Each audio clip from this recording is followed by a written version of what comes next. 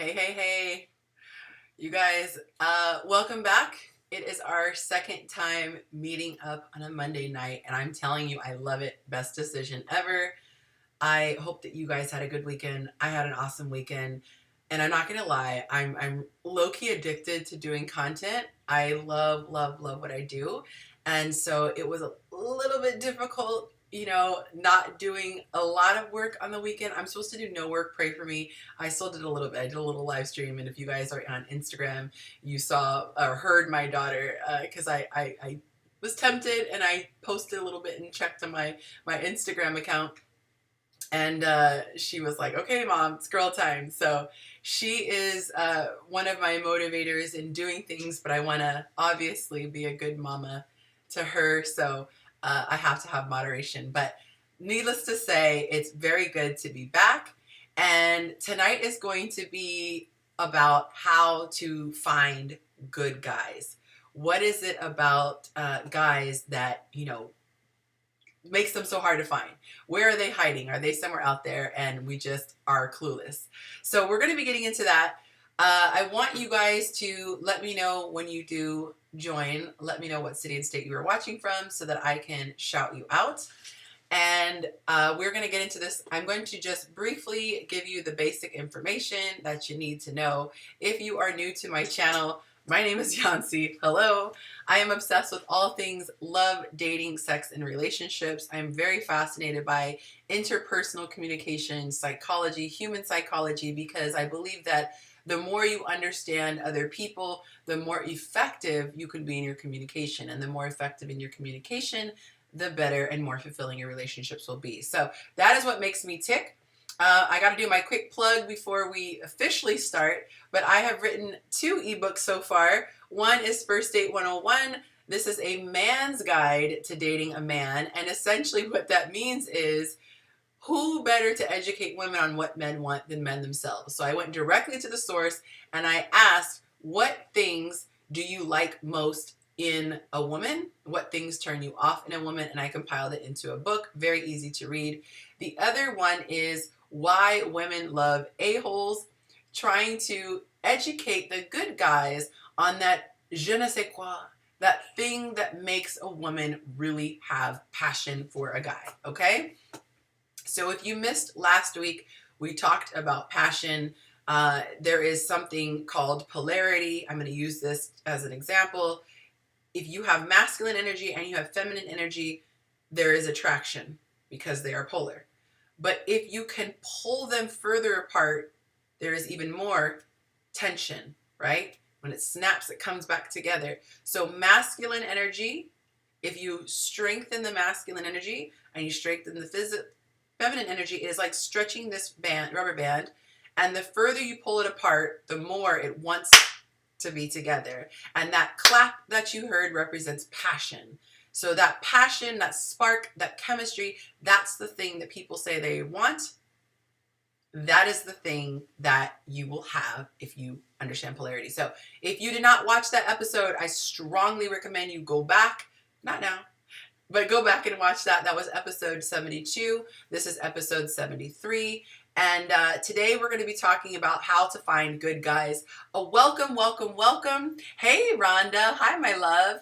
Guys, I know that the title might seem like something that you won't want to stick around for, but trust me, I love a male cosign. So if anything, stick around to give me the proverbial thumbs up and let me know if I am on track, okay?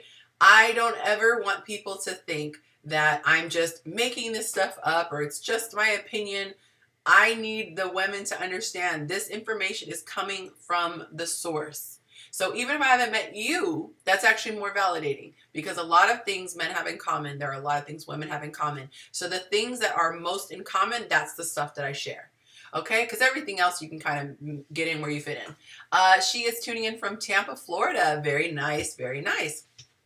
All right, and I know it's harder for people to become familiar with the time slot. And actually, you guys, I'm going to do something like extremely unconventional right now, okay? But I completely forgot that I did not send out my reminder. So I'm actually going to do something. I'm going to ask you guys something extremely unconventional, like I said, in the live stream community. I'm going to ask you to give me about 60 seconds, okay? And while you're doing this, let's have a little fun with this. Give me your best joke in the comments, okay? Totally dropped the ball. I completely forgot that I'm supposed to send this, I sent a courtesy reminder, and that's how a lot of people remember. And I was thinking, like, I know it's a new day, but what is taking so long? And it just reminded me right now that I have not. So I need about 60 more seconds. Bear with me, you guys. I know this is like wild to do on while I'm live, but I'm gonna do it because I want you guys to be able to all be here, and I need reminders like I know you guys do. All right, so we got this. And I know my people are awesome. You guys don't mind me being unconventional. All right, so let's throw out the title here. Where are all the good guys hiding?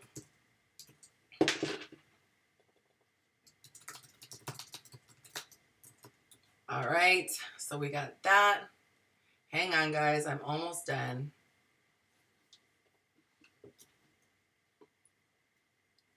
I need some hold music that do do do do do do do. All right.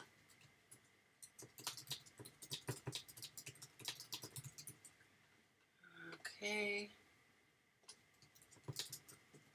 Normally I put a whole description in the thing. It just says live now. All right, so we are gonna go here. And those of you watching the replay, just fast forward. Fast forward about 2 minutes. All right. So we are wrapping up here. Perfect. Okay.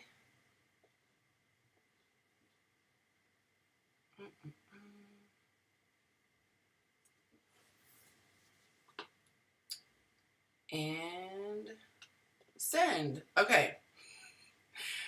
I can't believe I made you guys wait, but I appreciate it. I appreciate it a lot. Okay. I just came back to the screen and you guys are still on. You guys are freaking amazing. You are amazing. Okay, perfect. All right, so designed by Jules. Let's see. You are from Jacksonville, Florida, watching it. Thank you, thank you, thank you. You guys are so amazing. I was like, I'm gonna come back to YouTube. There's probably like nobody there. So thank you so much. This is really, really helpful because that was going to bug me so much. I get a lot of energy from you guys. And so even though people can watch the replay, I so appreciate those of you who are watching me live. It's like doing a performance and there's no one in the audience. It's just like the most bizarre thing, right? So it's the same way with YouTube. Okay. Dropped a like from Canada. Oh, hey, Natasha. Hey, darling. How are you?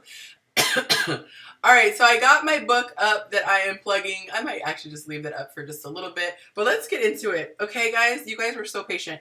I did a live stream this weekend because I was so excited. I dropped this post. If you're not following me on Instagram, I'm telling you, this is not like a shameless plug. This is just legit. We have some really interesting conversations on Instagram. So if you were following me there, you will have seen that I did a post that really stirred up a lot. Okay, and I'm going to play a little clip for you so you guys can hear, all right? You're just going to hear the audio because if I try to hold it up, it's not going to be good. Okay.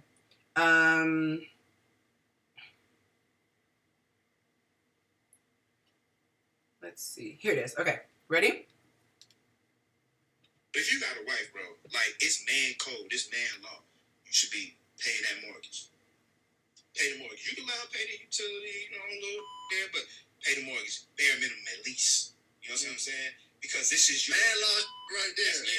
Man law number one, bro. Pay the rent, pay the mortgage. They always be like, yo, but she got to come to the table. She don't got to bring to the table when it comes to financial.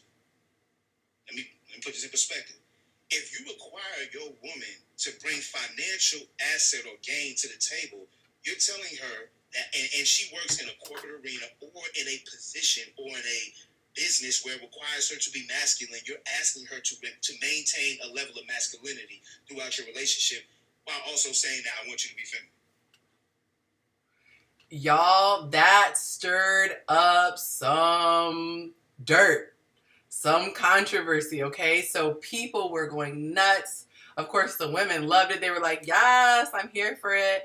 The men were like, some men were like, So it was a lot of controversy. Well, anyway, there is so much stuff. There's a lot of context that needs to be dropped. There's a lot of stuff that needs to be addressed. So much so that I've decided to do an entire course on it and unpack it. There is going to be some stuff that people can, sign up for the course. There's going to be other stuff where I'm going to do a free webinar. But the point of the matter is, this is really showing me that there's a lot of stuff that people are not quite understanding about the opposite sex, and there's a lot of stuff that people are not understanding about masculine and feminine energy. So I want you to understand, I feel your pain. Ladies, I hear you when you say, I want you to lead, dude, but I don't trust your leadership abilities. And the man says, I want to provide, but I don't know that you're worth it. I hear your pain.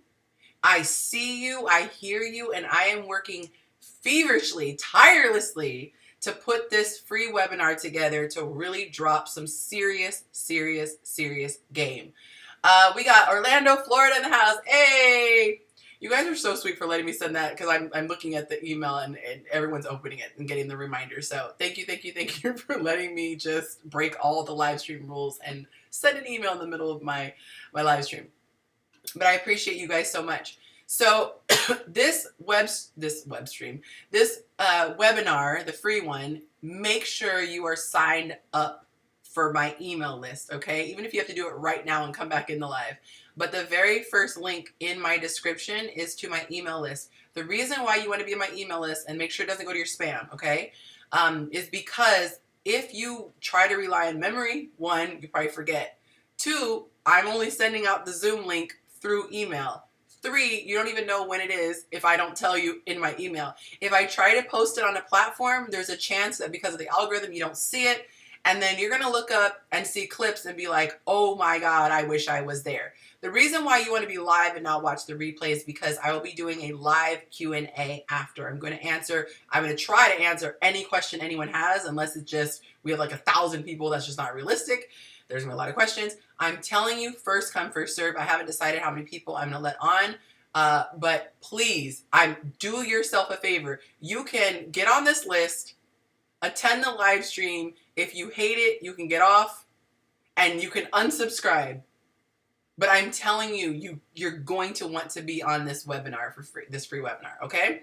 Thank you to everyone who has hit the like button so far. That means that you guys are vets and you remembered, you know the drill. I don't give a crap about it. God loves me enough. I don't need the love, but YouTube needs to know that you guys like this content. And so if you click that like button, it lets YouTube know, hey, we like this stuff, and sends it out to more people, okay? And I want this message to get out to more people, because this world is icky and gross and full of hate and deceit and lies. And so anything I can do to spread love, I want to do that. So you can help me. Thank you. I see you guys hitting the likes.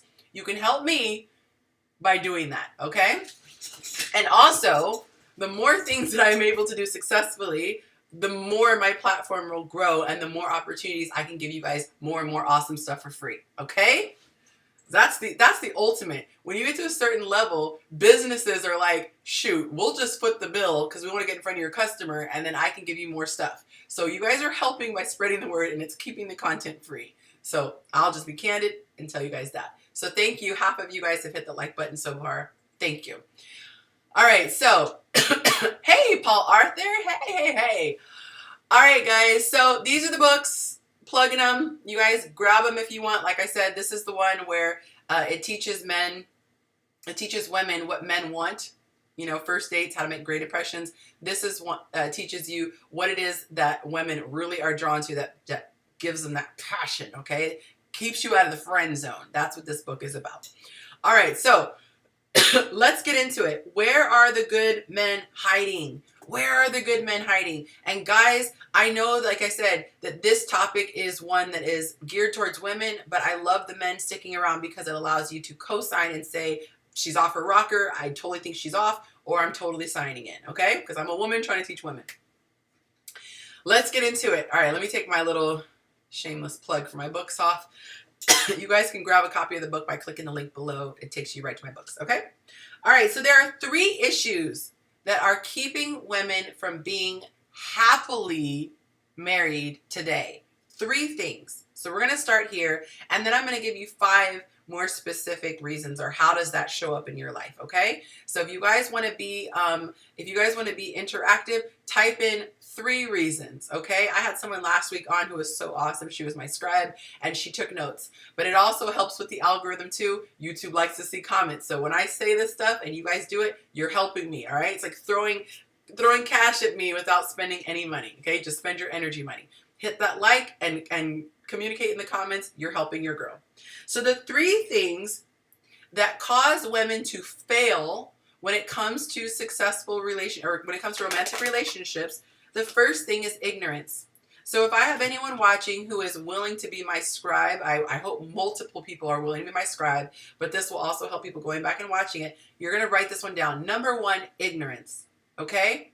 What you don't know will probably hurt you. My buddy even wrote a book with that title, or he used it somewhere in there, Troy Spry. When you don't know something, you can get hurt. I'm going to give you an example. Let's say, for example, you don't understand that a down telephone or electrical wire that has fallen to the ground and landed in a puddle, if you don't understand and have enough knowledge about electricity, you're going to walk through a puddle. Maybe you're a person who just loves splashing in puddles. You're going to step into that puddle and then what? Life does not care about you, right? Just like the actual laws of nature, gravity, electricity, they just are. They're natural laws. They're not personally attached to you as a human, okay? So number 1 is ignorance. You can be the sweetest person, but if you don't have common sense, if you don't have intelligence, knowledge about the world around you, you're not going to navigate it properly. So a lot of women lack knowledge when it comes to relationships. They don't understand, 1, human psychology, but what's more specific, they don't understand male psychology. And you might say, I understand women because I'm a woman. Okay, but are you straight, or are you trying to be with a woman? If you're a heterosexual woman, it doesn't matter that you're an expert at women and femininity and feminine energy and feminine psychology. You need to be an expert when it comes to men. It's mind-blowing to me how I will post something and every now and then I'll get a woman. Someone just did this on TikTok. What do we care about what men think? Screw what men think. And I'm like, you do want a man, right? Like, as opposed to a woman and as opposed to being alone. That's like me saying, I am a fisherman and I need to eat. I want to catch a fish to eat. And someone comes along and says, hey, let me teach you about fish. And I'm like, screw you. Why do I want to learn about fish? I'm not interested in learning about fish. Okay. That person's going to be like, good luck there fishing, as you're screaming, making loud noises and disrupting the water and splashing and doing all these things that turn the fish off, right? And you're trying to use burgers on your bait and the fish are just floating by. They're like, okay, stay ignorant. That's cool. Thank you to the people who liked it. Hit the like button. Thank you. I guess no one wants to be my scribe. Okay. Well, number 1, for those of you, number 1 is ignorance. So these are the 3 reasons why a lot of women struggle, or most, I might say all the women who struggle, it falls into 3 reasons, in my opinion. So the first one I just said, it's ignorance. What you don't know is more than likely going to hurt you in some way, okay? If not hurting you, or it physically hurts you, or puts you in danger emotionally, psychologically, it might hurt you in the sense it keeps you from having the best. If I sell my car for $100 because I don't realize I could have sold it for $200,000, it's making me miss out on the potential of what I could have. So I'm not hurting. I'm excited. Woo! I got $100.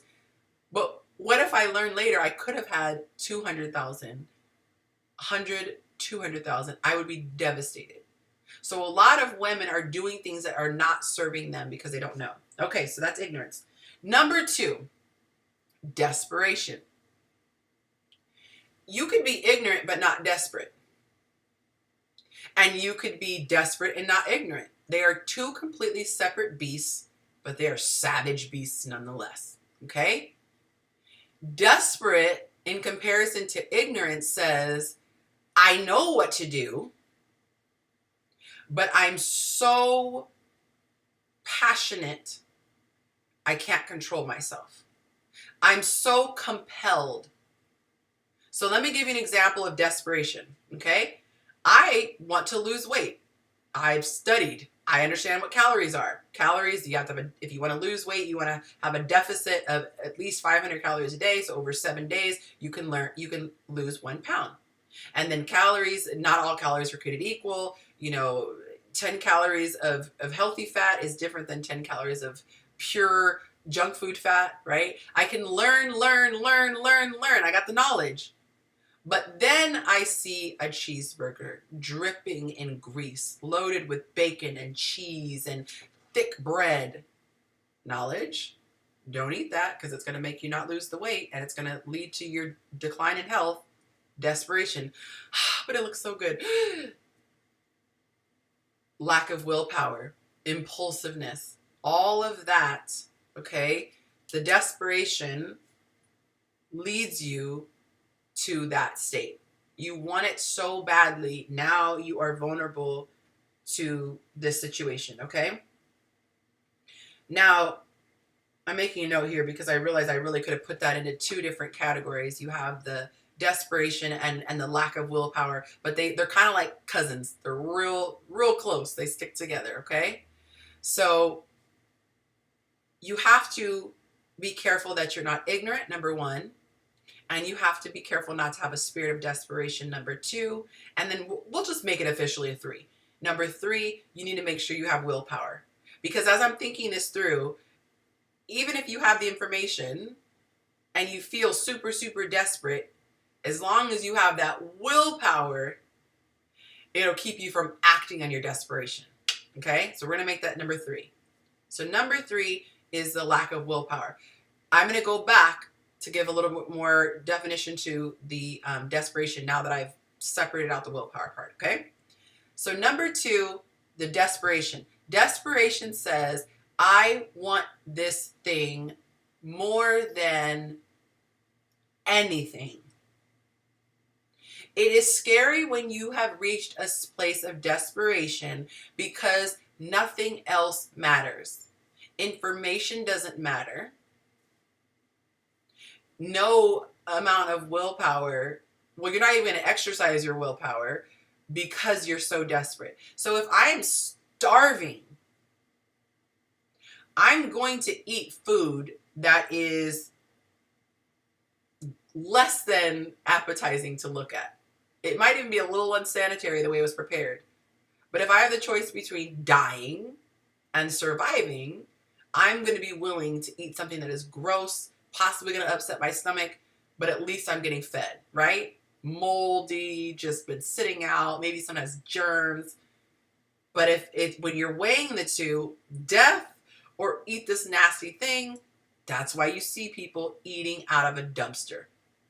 Is it because they want to eat out of the dumpster? No. Who wants to eat out of a dumpster?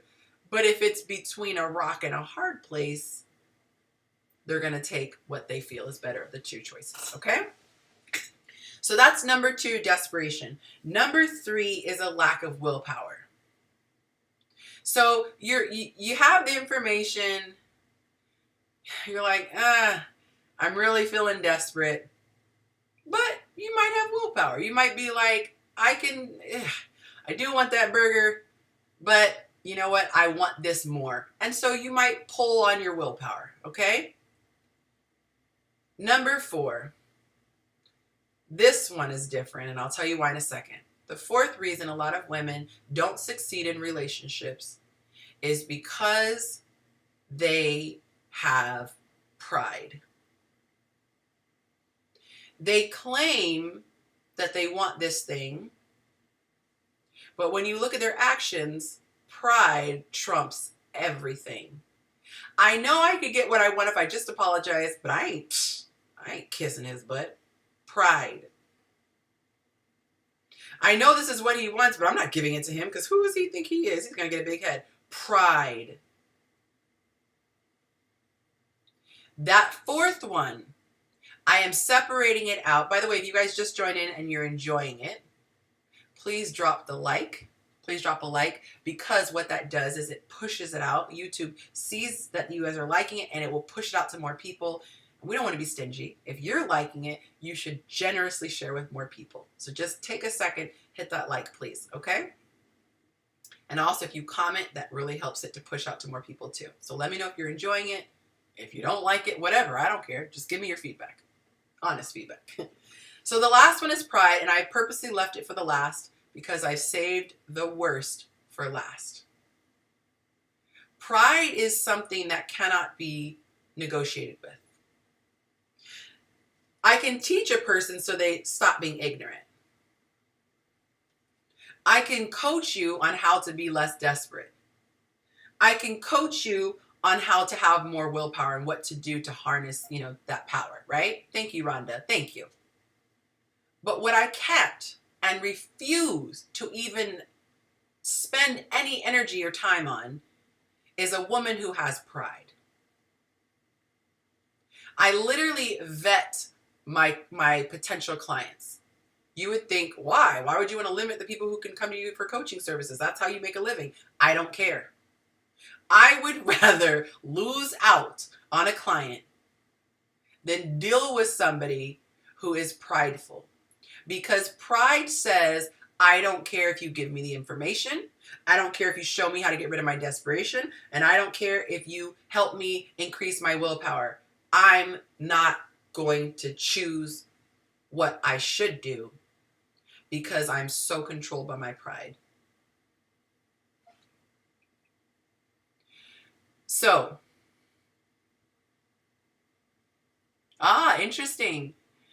I cannot pronounce it, but he said someone warned many years ago that we would get here if we don't wake up, and now we are here. Okay? So, what is the thing that I cannot help? Pride. I also can't help a person who feels like a victim. Okay? So, I'm actually going to put that one as 6. So, we'll say pride is 4. 4 is pride, and 5 is a victim mindset. All right, so that's number 5. I'm going to try to do my best to go back and put the little chapters in, because that's what I like when I'm watching a video. So if you're wondering why I'm writing it down, since I'm already doing the live, I'm doing it for that reason. So for my notes, I can remember to go back. God bless you, Natasha. Thank you. Ah, I love that. So see, I spoke too soon. I'm assuming because you're not writing them one by one by one, no one's writing it. She was waiting till she got all of it. See, she said, but wait, there's more. See, I'm projecting, y'all. So number 1, ignorance. These are the 5 reasons rather, because we're going with a lie, right? Thank you, Scribe Natasha. Last week it was oh gosh, I can't remember her name. Was it Stephanie? Something like that. So Natasha, thank you for being my scribe this week.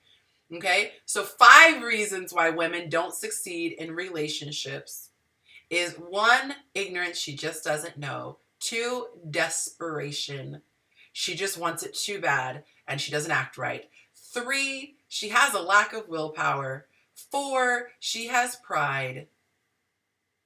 And 5, she has a victim mindset. Those last 2, the 4 and the 5, I'm sorry, I don't have any desire to coach those people or have conversations with those people because I just can't. They're operating on a wavelength that I can't. It's too much. God doesn't have to change them. They have to be motivated to change. What did you say? We're all tied up and locked in the basement. What do you mean? What do you mean by that? Okay, so you guys, do you get those 5? Okay. So what I will do though, because I refuse to deal with the victim mindset if she wants to stay in the victim mindset. But even the education, the ignorance, she could be in a victim mindset out of ignorance. And she could be unintentionally acting out of pride. But once I've taught, she chooses to stay there. Okay? So after tonight, you're going to get this information and you're going to be faced with a choice.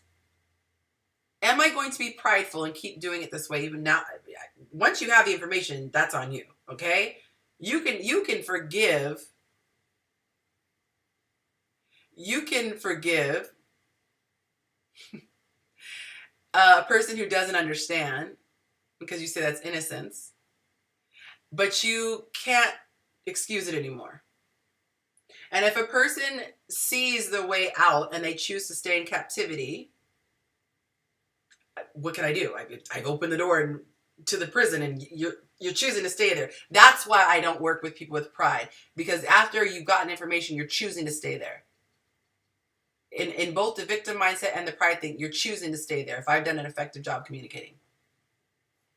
All right. I don't know why it is holding this for review. So let me just approve it, Natasha, so it can be seen. Okay. I want to read this comment. Let's see.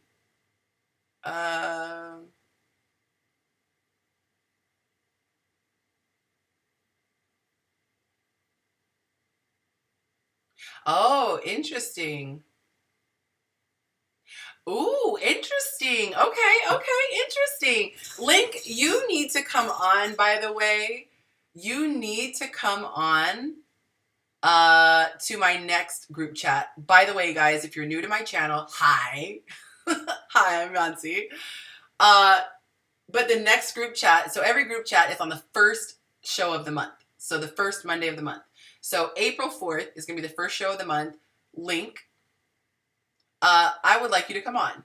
Okay? It will be interesting to hear you speaking freely, because I've so far been limited to little sound bites. And I will admit I've misunderstood you many times. And I believe that we are probably more on the same page than I initially thought. So I'm formally inviting you on my live. Yes, this is live, sir. I'm formally inviting you on this live stream to join in. And that's another reason why you guys want to be on my email list, because when you're on my email list, I send out the link information, the Zoom information on how you can join me on camera. So we used to do it back in the day. I took that format away, and then I recently brought it back and freaking had a blast. Okay, we did it on a random day so that we could just have fun. And we went for 7 hours, you guys. So we're not going to do that on my live streams, but we had a party. It was just like a party. It was going to be a 2-hour party. We ended up staying for 7 hours. That's how much fun we had. So if you want to be on that list, be on my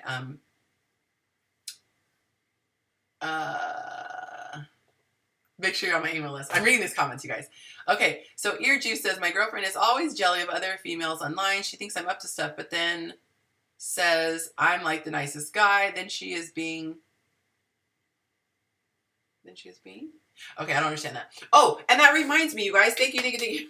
I'm all over the place. You guys, I had the most profound conversation. It literally went from 11 a.m. until almost 3 p.m. 11 a.m. to 3 p.m. This conversation was like so mind-blowing.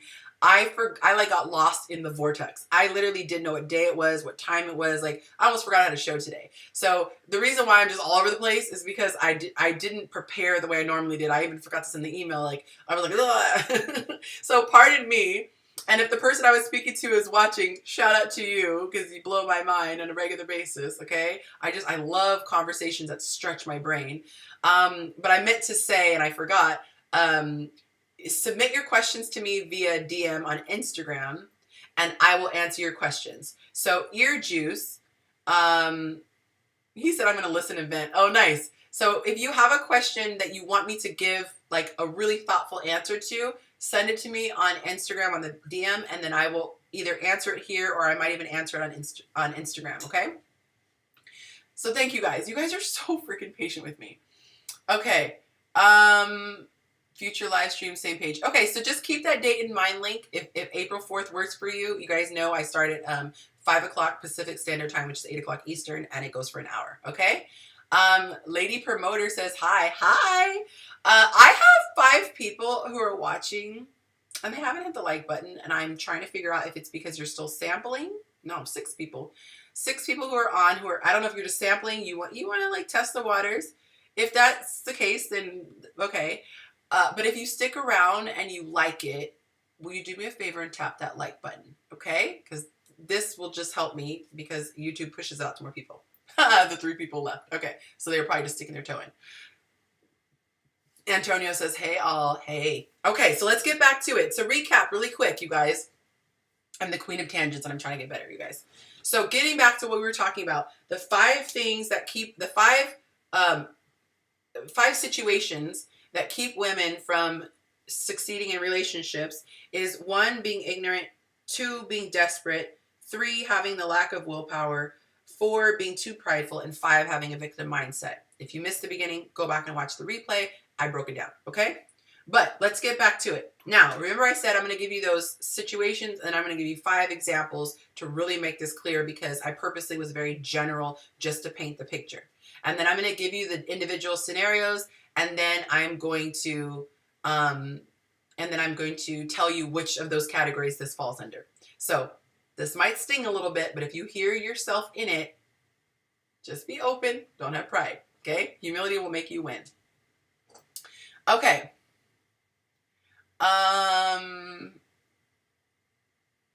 Oh, okay, Link. Well, I will make an exception with you. You can email me. Only Link. Okay? All right. So, because that's an admirable reason to not be on Instagram. All right. So number 1, how many women have thought this? And if you guys want to be honest, let's practice humility.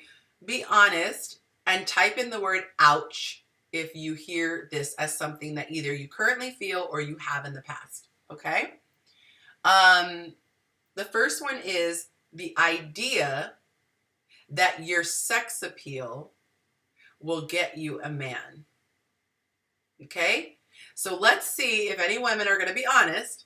Have you ever bought the Matrix's lie that says sex sells, so lead with sexual energy? I'm not afraid to admit it.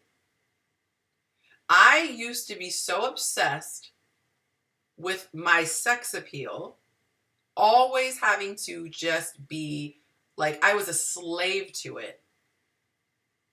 I felt almost worthless if I wasn't all the way dolled up. I have a humble woman. She says, ouch, with an emoji.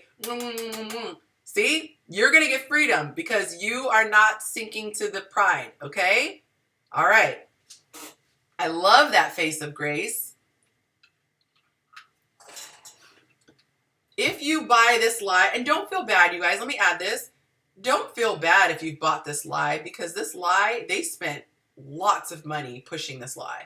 So this wasn't like some cornball stated this lie on the corner and you're just dumb and gullible. No, this has been bombarded into your heads since birth, okay? This comes at you at every way, shape, or forth. Every way, shape, and force. So, why does that sound? I don't know. Anyway, this is why, to some people, I sound like a lunatic because I'm like, get out of the Matrix! Like, what is she talking about? Matrix? What? It's because there is a way that the world presents information, and then there's the truth. The world presents information surface level because they make more money doing that. There's a commercial way of doing things, okay? That's the innocent way. There's a commercial motivation behind it. But if you guys want to go deeper, come to my Thursday night classes. We talk about the Matrix really intensely, okay? Spirit realm. I'm not even going to get into that because people have told me it's too much for them in public places, so we won't get into the spirit realm. But there is a dark and sinister reason behind the messaging. But we'll just stick to the less cryptic one, which is commercial, okay? And let me give you a little proof, and then I'll move on. The reason why people can make money off of sex selling is that it triggers this very impulsive reaction. So if I put a sexy woman in front of a car, the man says, "Oh, car, sexy woman, car, sexy woman, car, sexy woman. I want, and just I want." And it translates to the car, right? My degree is in marketing, you guys. I did go to school back in the 90s, college back in the 90s, but advertising, marketing, powerful stuff. And if you think that you're not sucked into it, that just shows me how ignorant you are. We are all very susceptible if we're not plugged in. If you're not plugged in, you're susceptible, okay? So there's certain obvious stuff that you're like, you're not going to get me. Oh, but there's other stuff that is, okay? So sexiness. Here's the issue. Oh, I love that. He said, interesting, this is promoted as programming from little girls all the way up to a grown woman, starting with Barbie dolls right onto our holidays. Every year it's promoted to a specific group gender. Okay. If you lead with sexual energy, mind you, ladies, I did not say prettiness, togetherness, grooming. I'm not talking about that. I am not saying, like, for me, I'm not going to come on YouTube with a bonnet and a stain on my shirt. There's a difference between being presentable and being at your best and sex appeal. Okay? What sex appeal says, I'm going to appeal to you sexually. I'm trying to tap into your sexual animalistic nature. I'm going to dress provocatively. What is the word, the base word, the root verb for provocative? Provoke. When you provoke, you force something out of a person, intentionally or unintentionally. You're invoking something. So a man has an animalistic nature, right? If unbridled, what is the worst thing a man can do with this animalistic nature? He can force himself on a woman. Okay? If we did not have rules, if we did not have laws, if we didn't have peer pressure, like societal peer pressure saying, no, that's bad, men would be left to their animal nature. You see a beautiful woman, conquer. You don't need her opinion, her permission, right? That's animalistic. So you don't want to provoke and be provocative. You don't want to pull out of a man that animalistic nature unless you want and can handle that animal side. You don't get to poke the bear and then tell the bear how to act. This is why it just numbs my brain when a woman says, I should be able to wear nothing but little pasties and a G-string, and he should be able to control himself.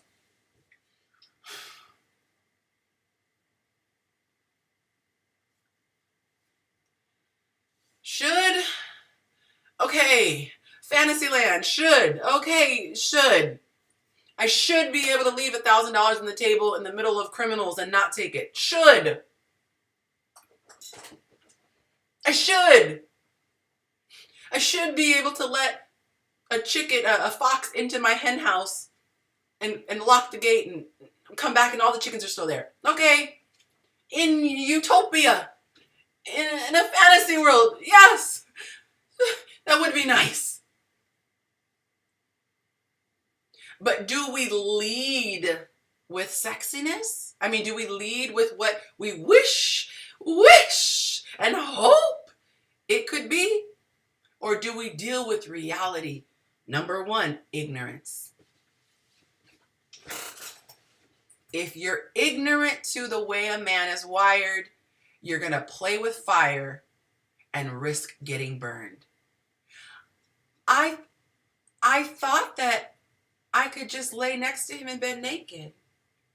I didn't want to have sex with him. And I told him I didn't want to have sex with him. And I like to sleep naked. I'm just comfortable. I wanted to spend time with him. And I thought I could trust him. I thought I could go to his house and we could be all alone. And I thought I could get intoxicated and he would respect my boundaries. This is the deer in the headlights. Look, if you just didn't know. Honey, if you were my daughter, I don't give a darn what you wish life would be like. I'm teaching my daughter, don't go to a man's house if you don't want to have sex with him. Don't lay up next to him naked if you don't want to have sex with him. Don't allow yourself to be intoxicated around a man. Okay? Yes, he said it. Okay? He said it. And she said, I say that. See, lady promoter, your honesty and your humility is going to lead you to victory. Women are innocent. Listen, baby girl, you're innocent. That innocence is so beautiful. That's what makes people love children. It's their innocence. That's why I did this little dramatic thing. Women, our feminine energy allows us to be so innocent. But the yin and the yang, the downside of that childlike innocence is childlike ignorance. When you've been exposed to the cruel, cruel world, you lose your innocence. Oh, but you get smart. Do you get it? Yin, yang. So you can walk around wishing the world was lollipops and rainbows. Or you can wise the heck up. You can sober up. You prepare for the worst. You expect the best. You hope for the best. Feminine, hopeful, childlike. But you prepare for the worst. Masculine, wisdom. If you were a lady of pride, you would say, screw Yahtzee, who is she? I want to be sexy. Screw her. Click, tune off, cut off, disconnect, unsubscribe, cancel her. I'm so dramatic, right? There are women on my Instagram who do that, on my TikTok. You tell me. I said, honey, you're not free if you do XYZ. How are you going to tell me that I'm not free? I was like, okay, carry on. Okay. That spirit where you just shut down the minute you hear something you don't like, that spirit is a spirit of ignorance, possibly mixed in with pride. Beautiful, Gerard. This is why I love talking to men and women. I love men and I love women. Gerard said, oh my God, that's crazy. I didn't even think women could be so naive. That's scary. Thank you for saying that. Do you know why I'm so freaking excited that you said that? Because you're speaking for a lot of men when you say that. When a man cannot fathom, he cannot believe it, right? You say, I can't believe it. No, I can't believe it. So if a woman is so naive and a man says, I can't believe it, what does he assume? She has to be playing dumb. So when he gives advice, he speaks to her like, stop it. He's real condescending. Stop it. Because in his mind, he's like, it's not even possible for someone to be that dumb, right? So you become incredulous and sarcastic. Now this woman who truly has childlike innocence, okay, read into this. Something happened to me because I innocently believed a man. I innocently believed him because we had been friends for a long time. He said, I'm seeing you're going through a tough time. I really just want to be there for you. I was really innocent and young. I really want to be there for you. So I want to take you on a little vacation so you can just get your mind off of what you're dealing with. And you know what? You could stay on this side. I'll stay on this side. I'm going to be a perfect gentleman. If you even want, we'll put pillows in between. He went through this whole spiel. And as soon as we got alone, guess what he did? Guess what he tried to do? Thank God. Tried. My innocence went away because I saw that date, you know what, culture. Okay? I learned that day. I was that day years old when I learned what date, R-A, I can't say it because it'll probably censor me. Okay? I was innocent. I was hurting. I was going through, a really rough, I was trying to recover. It was a fresh, breakup. My friend was going to comfort me. And I said, wow, what an amazing person. And wisdom said, nah, he's probably going to try something. So I innocently thought, well, as long as I express to him how important it is that he respects me and that we're just going as friends, as long as I express it, innocent, right? Dumb. Ignorant. Let me say ignorant. Dumb sounds mean. Innocent. I innocently trusted. Why? Because feminine is trusting. Feminine is it allows us. We're not seeing evil. We see the potential. Why do you think women fall in love with potential? I believed him with his potential. You have the potential to really do what you said. What does masculine say? Buddy, you better show me facts. That's cute. Okay, I would like to believe that. Show me facts.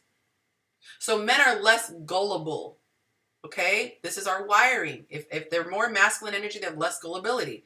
So if a woman says, oh, just give me all your banking information and I'll love you for life, most men are going to be like, girl, bye. They are not going to fall for it because they are designed to be less gullible. They are in their masculine. Okay? Y'all, I wasn't going to go this deep because I was going to save this for my... Dang it. It has not been 52 minutes and I haven't even scratched. Let me end with this. I'm not going to hold you guys. I cannot believe it's been 52 minutes. There is a reason why God put us together. He designed for us to come together. The woman in her sweet, sweet innocence makes her susceptible to be vulnerable. And in the wrong hands, she can be violated. You bring the right guy along, he's less vulnerable, but he's going to be more protective and more discerning. And she can teach him how to be vulnerable. Do you see how beautifully we were designed to come together? I think I'm going to make this a series. I think I'm going to make this like a 5-part series because it's taken so long to get through number 1. But if you guys like this information, you've seen nothing yet. I want to give you so much more on my webinar. So sign up, make sure you're on my email list so I can give you this information. When we understand the opposite sex better, we understand them better. And when we understand them better, we know how to operate more effectively with the opposite sex. And we can empathize. Oh, I get it. That's why you're doing that. And then we're gentler. We're more gentle. The world, the matrix has taught us hate what's different and what you don't understand. Men, I don't understand how you could be so gullible. So I hate you. I resent you. I think you're stupid. And I'm going to say that. Women, how could you be so unempathetic? How can you not feel this? How can you not feel it? You're evil because you don't feel. You're evil because you don't feel. You're evil because you don't think. No! We were meant to balance each other. We were never intended to be apart. Love. Love. Love. You will learn to love when you can learn to understand. And I'm trying to help you understand. Ooh, almost everyone hit the like button. There's two more people I have to convince to hit that like button. If I drop something that you're liking, please hit that like button. Thank you, Alex. Thank you, Alex. He said yes, but some call this control freak when a man suggests. So most of us just don't say anything. No, you're getting into my notes, sir. You're getting into my webinar notes. But I love you guys. I'm gonna give you free game. Okay, so let me break it down what Link is saying. The men in their God-given wisdom tries to tell the women what they can see. So imagine parent-child, right? The kid's like, I just want the candy. And the parent's like, well, if you just eat nothing but candy, your teeth are going to rot and you're going to have an upset stomach, okay? So when the parent says, when the man says, the parent says to the child, the woman, okay, don't do that. Thank you for the likes, you guys. Don't do it. He's saying it out of love and wisdom. The Matrix has set it up to where they're putting the woman already on the defensive. Nah, you're trying to control me. Well, I am actually. I'm trying to control you down the right path. So if you want to call it control, I'm trying to control you into having happiness and long life and prosperity. And guess what? In that role, the masculine is like, guess who he's like? I see you getting off the path. I see you heading for destruction. Let me give you wisdom to get you back on the path that's going to benefit you the most. Guess who that's exactly modeled after? God the Father.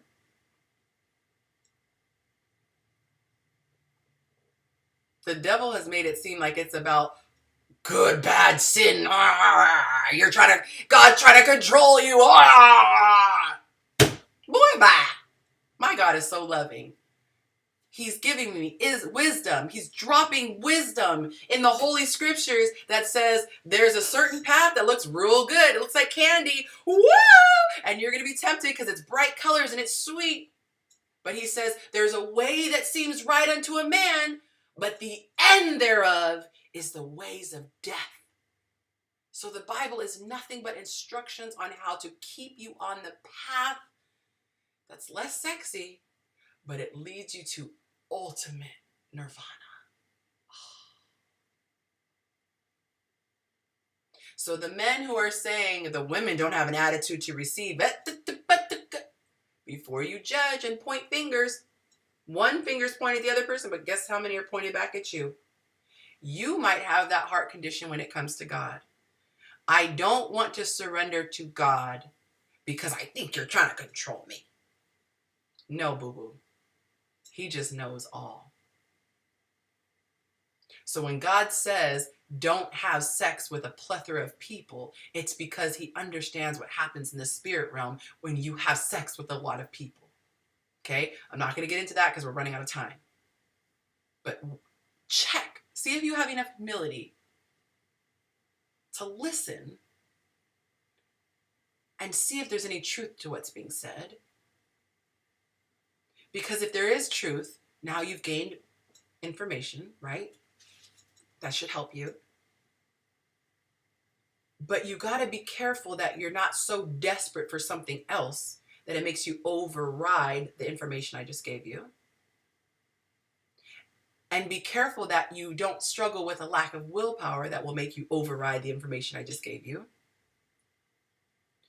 Make sure that you're not too prideful to follow the information and make it help it use you. Help it help you, and make sure you don't have a victim mindset that says it's someone else's fault. Well, I could do this if they did. Okay? So check yourself, put yourself through that test. Am I ignorant? Well, you're not ignorant anymore if you sat through this live stream. Am I desperate? That's for you to decide.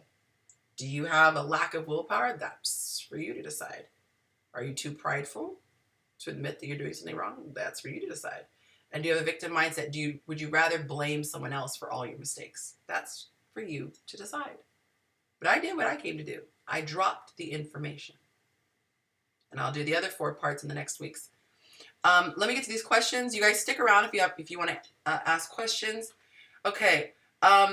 Link says, Yancy, the sexes are not promoted to the mass. It's one-sided and misled to profit from the divide of the two genders. Stop playing with me, Link. Stop playing with me. You're not going to come on. Oh, you have to close the chat, lady promoter, to be able to see the like button and then go back into it. But if it's expanded on your cell phone, you can't see it. You have to close out of that expanded window and then come back in. Stop playing with me, Link. You can't be dropping gems in the comments and then tease me and I don't know when you're coming on the group chat. So you better come in on the next Monday group chat, okay? What's the next comment? Alex says, when you run across a woman that lacks empathy, it's eye-opening and disturbing. Yeah, because that's very feminine energy. That's very masculine if she doesn't have empathy, okay? What's the next one? An example, when a woman dresses very provocatively, activating a man's nature, Nikki and other forms of the beehive have made it cool and normal. Wake up. Wake up. Wake up. Smell the coffee. Smell the lie. Smell the lie. Lead with sex. That's the lie. You're going to attract the wrong guy. And he's going to take what you're offering, but he's not going to treat you the way you want to be treated. Women, we want to be adored and cherished. We don't want to be seen as a walking vagina. When you lead with sex, he sees a walking vagina. Okay? Women dress half naked in the tropical island too. Are they not normalizing it, or is it just because they're hot? Check this out, lady promoter. Somebody in Africa, let's say, right, who has her breasts out, she's not leading with sexual energy. So clothing, the way we dress is not energy. Okay? So, like, for me, right, I have a good bit of my chest showing, but my energy is not sexual. This is sexual. Okay, energy. And I'm faking it. That wasn't even real. Sexual energy it comes out of you. So I could be dressed head to toe, covered, like full covered. I could be in a snowsuit. And I could lead with sexual energy. I could moan. I could straddle the side of the chair. It's energy comes from your soul. It's spirit, right? It's inside of you. So I could be sexy in a sack of potatoes,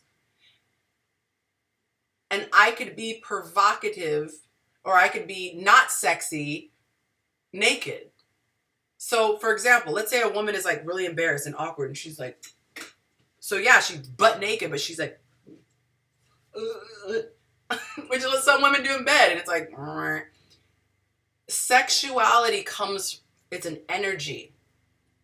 So in the Western culture, bare breasts are sexualized. If you go to a place where people are half naked all the time, yay, Christine!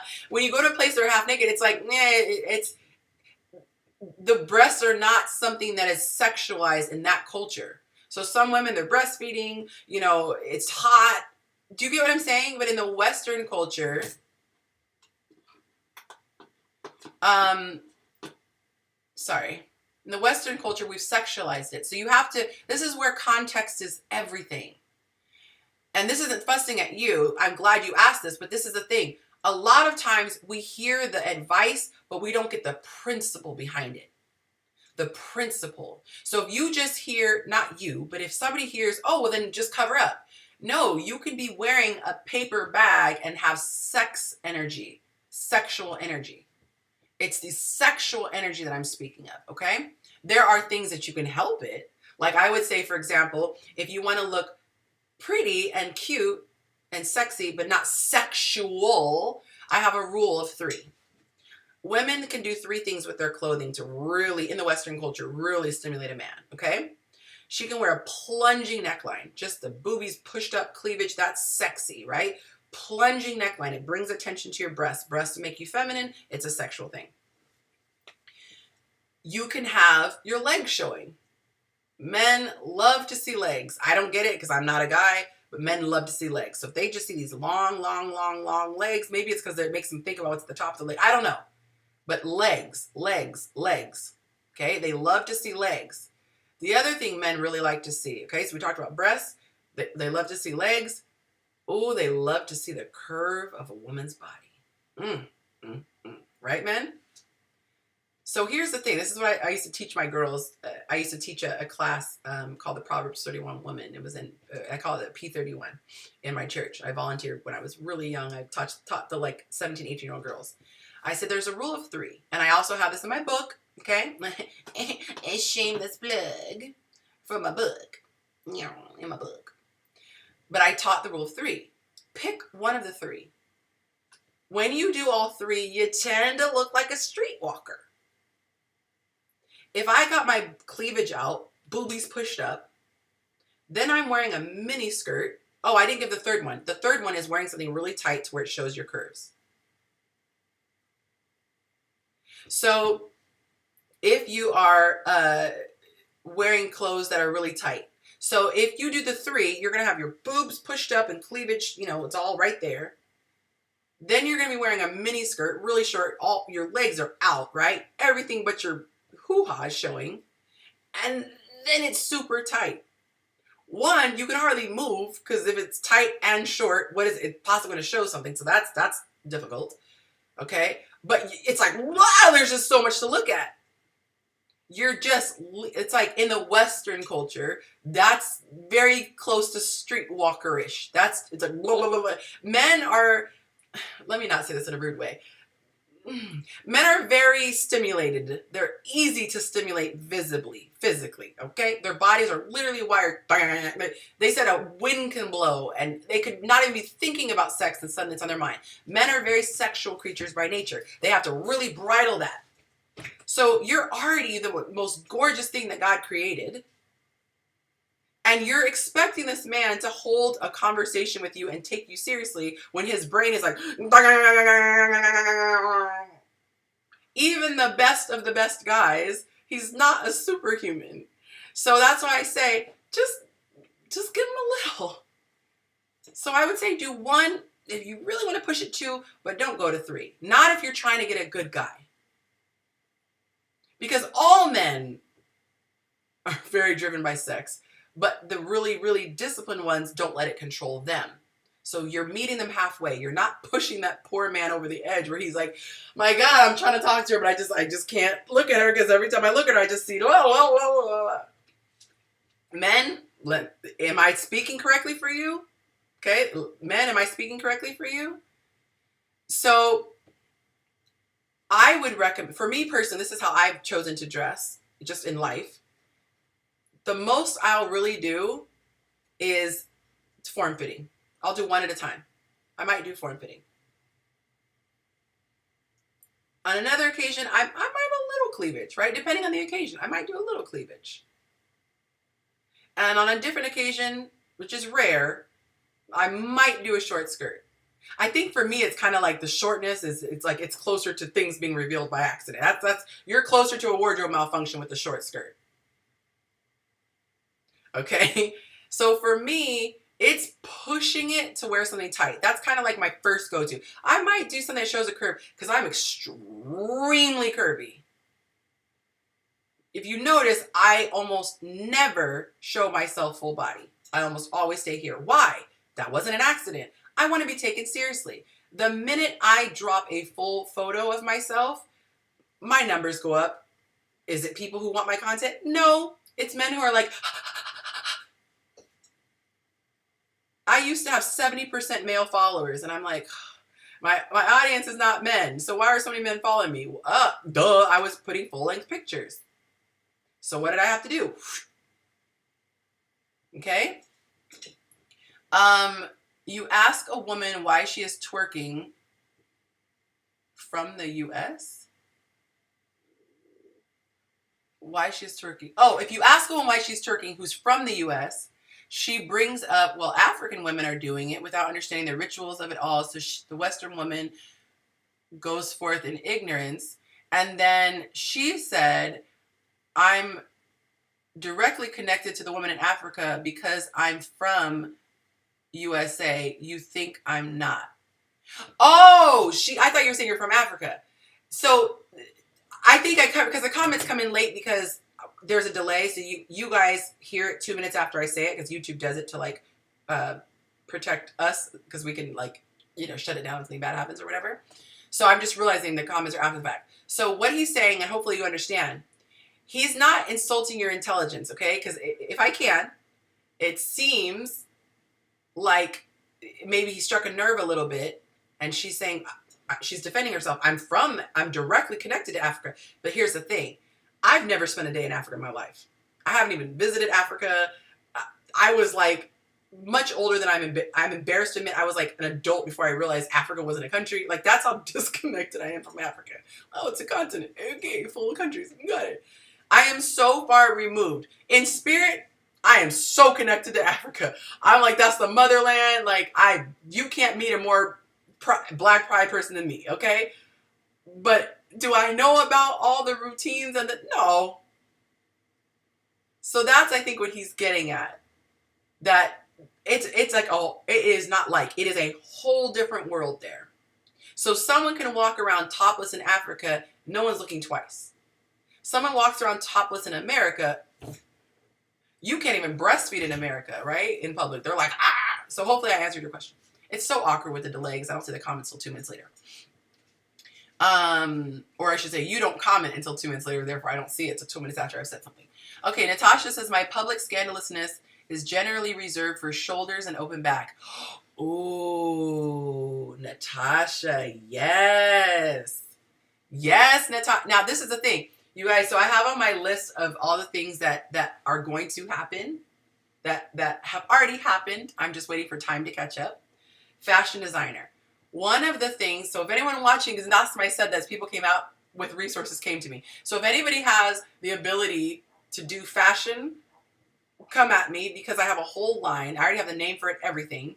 But my fashion line is creating clothing for women that totally presents her as beautiful prizes. So she looks beautiful. She looks pretty. She looks sexy. But she doesn't look sexual. That is a je ne sais quoi that not everybody knows how to achieve. So when you're shopping, you might have to learn how to find things that are sexy and avoid the things that are sexual. Which one looks elegant and beautiful and a man says, ah, that's a sexy woman. And what makes a man go, I want to have her in bed, okay? Very subtle. So when Natasha said she reserves the shoulder and an open back, you know what? You're absolutely right. Not you're absolutely right, but I identify. Yes, I will have a scoop neck back is so sexy. A scoop neck back is so sexy. An exposed shoulder is so sexy. Back in the day, if a man just saw an ankle, he was like, oh my God. That's why women wear gloves and covered and hats, because back then they understood the nature of a man, and he has to work hard not to be an animal. Okay? So she said she shows back. That is very sexy and not sexual. Showing a shoulder, sexy, not sexual. Anything else for me is inside, and for my guy, the exception is exercise clothes. Yes, 100%. I love that you said that because I was like, what do I really show? I don't really show that much. That's true. When I'm with my guy, I will do one of those three things. So I thank you for saying that. When I'm with my man and and he wants to show me off in public, they're only going to get one of those three. They're going to get a little cleavage because I'm on his arm now, so they know I'm spoken for. They might get a little curve, little form-fitting outfit, or they might see some leg, a slit, a high, cut, whatever. Maybe, and that's still everything else, like you said, that's for my man. So, let's see. She said the exception is exercise clothes. And here's the interesting thing, Natasha. I have found that the more spiritually in tune I get, the more the closer I draw to God, the more I'm even modest with my gym apparel. Because let's say I'm going out for a walk, I prefer to wear yoga pants because it's just more comfortable. But do you know that has been like, every guy has said that. Oh my God, yoga pants are so sexy. Yoga pants and sundresses. Why sundresses? Because everything jiggles. They're like, there's not, the material is not restricting at all. It's just everything. And the yoga pants, it's the next thing to being naked. It is completely curving to your body. So when I don't want sexual attention, I will tie a thing around my waist. I will try to at least cover my biggest curve. Okay? This is why back in the day, people dressed the way they did in public, because they knew the things that would encourage sexual energy. And virtuous women did not want they did not want sexual energy. They wanted only their husband to have that side, that access to them. My ex used to make us all wear, my ex used to make us all, who is all? Oh, I'm being petty. I'm being messy. I'm like, oh, how many words do you have? He said women shouldn't wear pants. Interesting. And I can understand, because the pants, right? What do people say? Oh, camel toe. Pants allow you to fill in the blank with your imagination. So again, oh, me and the kids. See, I took it to a whole nother, like, sister wives, the women in the family. Okay. But the reason why is because he's a man. So he knows how men are wired. He was trying to protect his tribe. But what does Western culture say? Stop trying to reel me in. Stop trying to control me. Stop, stop, stop, stop, stop. Right? So wisdom plus humility equals prosperity. The more you understand, the more you voluntarily control yourself. You choose to exercise self-control because you have the wisdom to know this will get me closer to my results. The world, the matrix says, no, be free, be as free as you can. And in your little proverbial car, your life is like your car, they will say freedom is like driving your car over the cliff. You're free, baby. You could drive your car everywhere you want. So don't you want to drive over here?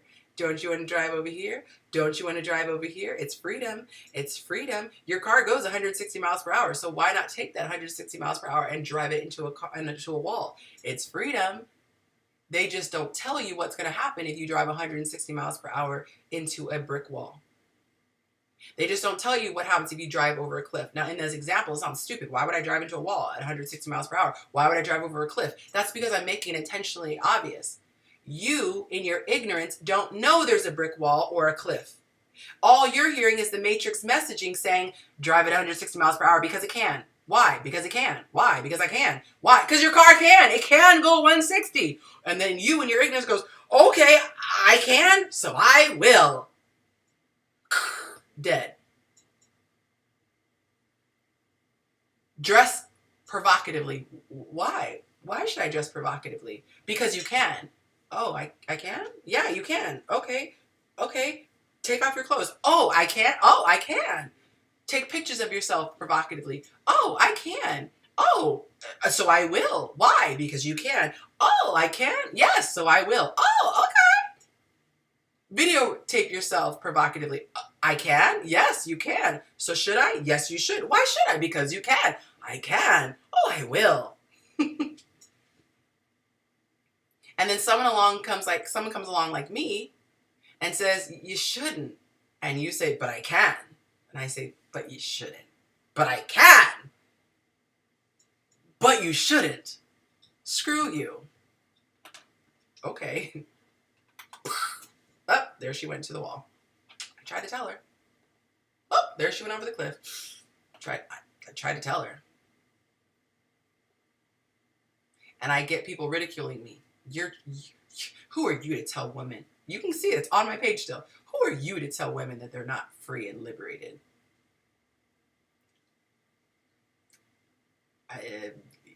I'm nobody. Okay.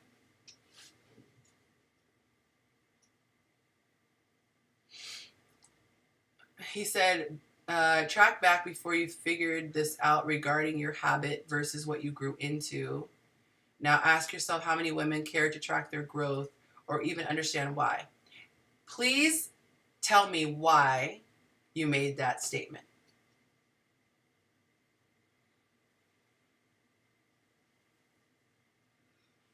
So I know the answer. I know the answer. And I'm not going to get into the answer because people have showed me that on my channel, on my public channels, they're not quite ready for me to go down that rabbit hole. I've gotten pushback. So I've reserved that deep rabbit hole stuff for my Thursday night conversations, because there people have opted in. If you've opted in, then that's your bad if you're triggered. Not everybody can handle the truth or want the truth.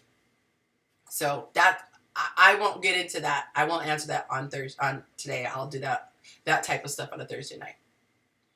We can go all the way down the rabbit's hole. Like, I just spent my whole day talking down the rabbit's hole, and I almost forgot my show. Okay, so I love it. It's not that I don't love it. I just don't want to freak people out on here. Lady promoter, you're right. It's not fair though. The feminists. Oh, I think she's saying are bothered by that. And see, here's the thing. Thank you for using the word fair, because this helps. Fairness is where most people get lost in the sauce. Because fairness says, if we speak of terms of fairness, then that's putting us in the place of judging. We are saying, I am so almighty and so wise that I can deem what's fair or not.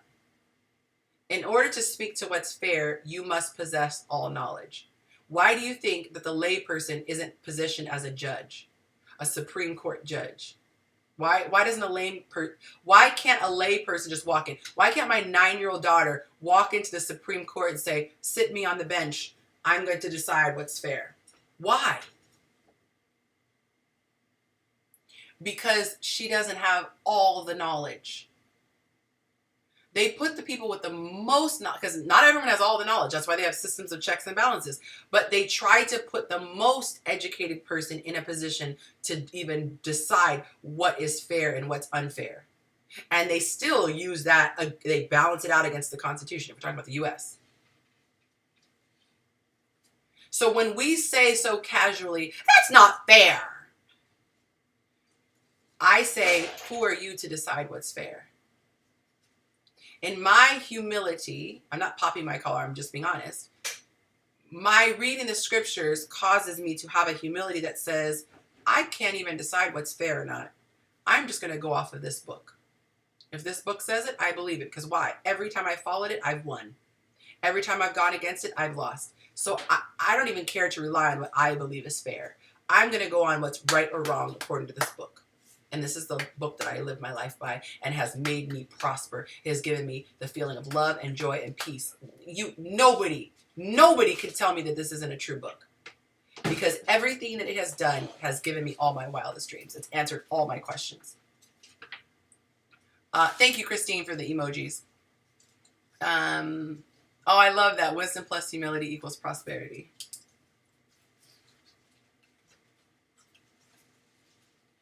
Hold on one second.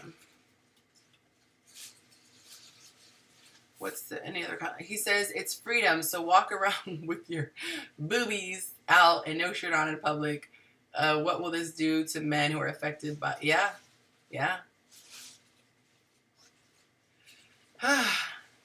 So why don't men have these rules in clothing?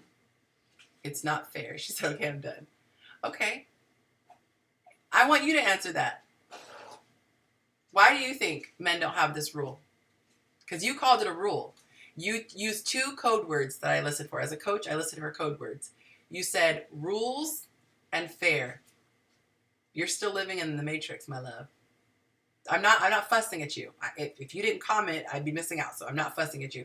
I'm using you as a teaching example. Someone who speaks words like rules and fair are stuck in the matrix. And I'm saying that in love so that you can pull yourself out. Why do we govern ourselves as women the way we do? It's because we understand the animalistic nature of the man. Okay? Let's see who can comment first and get this. I'm going to keep talking because there's a delay in the comments. I'm going to see who can get this. Why is it not about fairness? That is the equivalent of me saying, I want to put my hand in the mouth of a lion because I just think it'd be so cool to look at their teeth. I love teeth. I'm fascinated. I'm a dentist. I want to look at a lion's teeth. It's not fair that I can't put my hand in his mouth. Would that be a weird word choice? It's not fair that I can't put my hand in his mouth. It's not fair that I can't go to sleep with my door open every night. It's not fair that I can't put all my money on my front porch and walk away. Fair, fair, fair. I love that.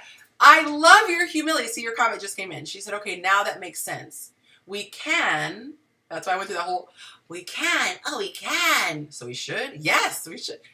She said, I get it now. But she said, but that will be hard. Why will it be hard? She said, because I like wearing what I want. This is where the red pill, blue pill comes in. Remember how I started out at the beginning? I said, ignorance, you get a pass when you have ignorance. Desperation, well, I'll give you a pass if I teach you how to stop being desperate. Willpower, I'll help you out if you struggle with willpower. But I can't deal with pride or a victim mindset. So be careful. Victim mindset, that's that language. It's not fair. Victim mindset. Please, I hope you're not getting offended. This is a perfect teaching example, okay? That's a victim mindset. That's getting into dangerous ground. What did I say? I can't help you. So if you take the information, you still dress like a streetwalker. I'm being facetious. You still dress like a streetwalker, and then something happens, and you come to me, well, how did this happen? I'm going to be like, I don't know how to advise you at this point. I'm as your sister, I will love you and I will comfort you, but I'm going to be like, I tried to tell you. So fairness. The other thing you said, it's going to be hard because I like wearing what I want to wear. Self-control. Self-control says, let me live in the long term and not live in the short term. Do you want to be gratified in the instant here and now and have bad down the road? Or do you want to discipline yourself now and have a long-term success? Do I eat the burger now and instantly have dopamine? Feels good. The yummy taste on my tongue. Do I want the long term? I'm trying to lose this weight. I'm going to be doing photo shoots in a couple months. I'm going to be doing TV appearances, and I don't want to look chunky and have love handles. Willpower. Willpower. Victim mindset.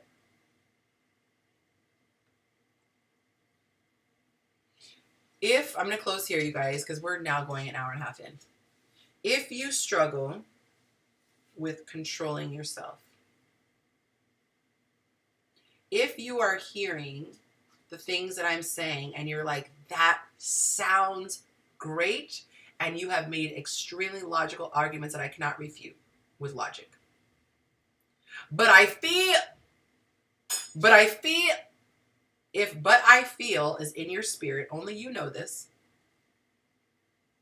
you are in danger. Because you're overriding logic because of a feeling.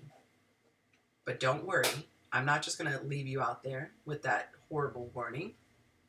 There's a solution, and that is what I coach women on. How to take your logical brain and your emotions and your feelings and force the emotions to have to filter through the logic. I don't care what I feel, I'm forcing it through the logic, and I'm going to exercise the willpower to do the thing that's going to help me. Because you're not stupid, ladies. You're not dumb. You're not. You are just in your feminine energy, and feminine wants to feel. And feeling without logic leads you to destruction. Feelings that are not filtered through logic will lead you to destruction.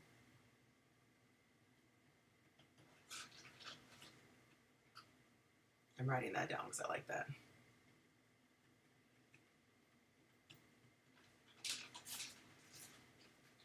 So if I feel like driving my car off a cliff, yay, I'm driving it freely. I can freely drive. I'm exercising my freedom to drive at 160 miles per hour. Well, guess what? It's really hard to control a car when it's going at 160 miles per hour. Your time, they say, your recovery time is shortened. The faster you drive, that's why they tell you don't speed. The faster you drive, my dad was in auto claims for over 20 years. I know this stuff. Scientifically proven. The faster you drive, the less control time you have, or the less recovery time you have. Reaction time. That's the word, reaction time. So if I'm driving 100 miles per hour and I see a deer coming into the street, I have very little reaction time before I come to it. If I'm only driving 35, 40 miles per hour and I see a deer, I have so much runway before I get to the deer. I have all the more time for logic to kick in.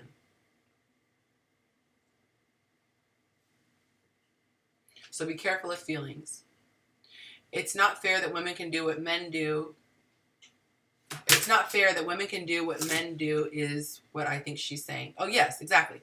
And this is due to what's being promoted, telling them we're equal and we're not. See, I don't like to use the word equal. I like to say same. We are equal in God's eyes. We are not the same. Fruit is equal in my eyes, but it is not the same.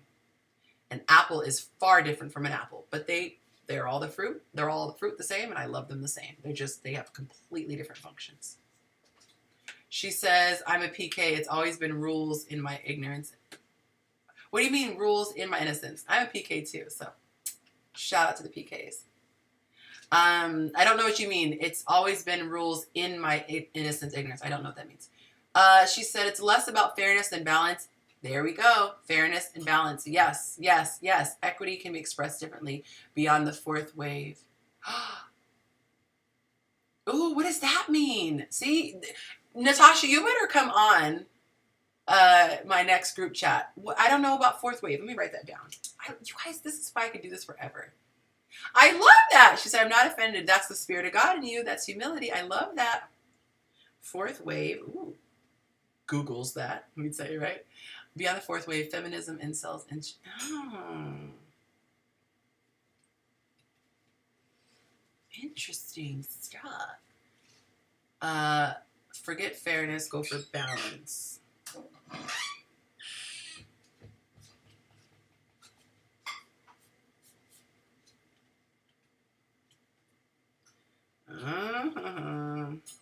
You guys, look, you're teaching me. This is why I love this synchronous relationship. I give, you guys give, we all together, we are better, okay?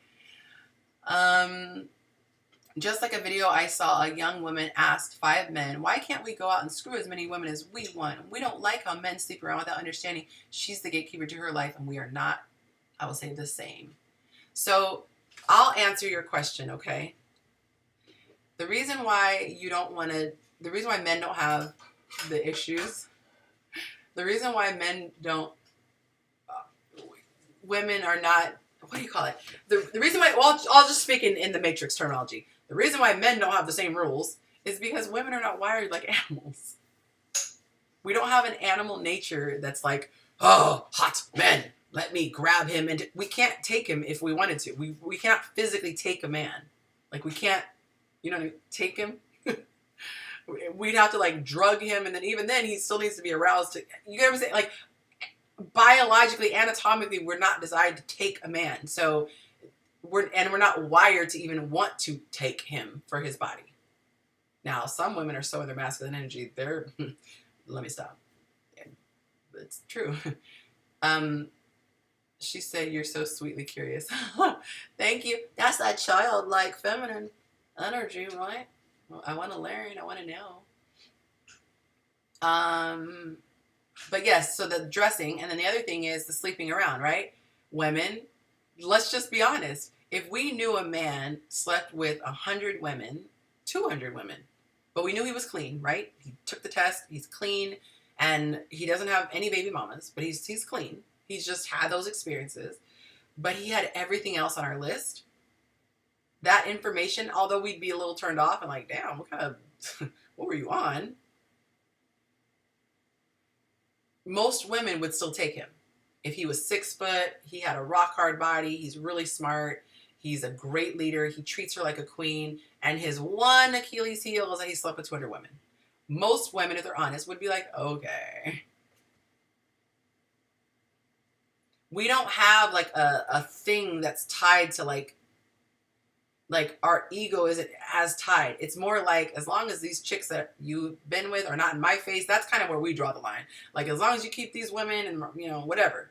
But men, if she's his dream girl, but then he finds out that 200 men have had her, he's like, and I explained why high body count is very, very, very difficult for a man to deal with psychologically. I explained that on Instagram, so I'm not going to get into all those reasons, but I gave the 3 specific reasons a high body count is extremely dangerous for a man to find out about.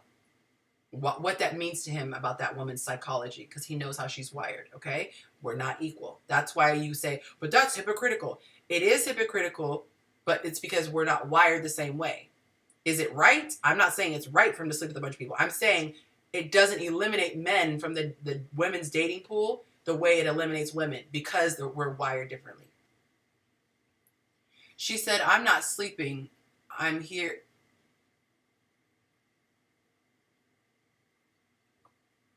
Oh.